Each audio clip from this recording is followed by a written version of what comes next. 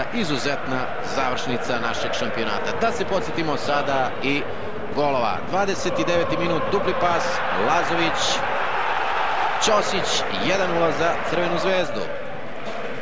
36. minut, još jedna odlična akcija, Ademović, Pavićević, Lazić, 1:1. Međutim, u drugom poluvremenu 4 gola fudbalera Crvene zvezde potpuno su razbili odbranu Slobode. Lazović je postigao, čini mi se, najznačajniji gol na ovoj utakmici. Prelomni trenutak bio je baš taj pogodak Lazovića. Zatim je Kaluđerović iz prve šanse na utakmici postigao gol u 66. minutu. Posle akcije Koromana lopta je stigla do Borhe. On je iz vrlo teške pozicije postigao 4. gol za Crvenu zvezdu, izmamio konačno osmak Prosinečkog i u 90. minutu majstorija iz slobodnog udarca Brazilca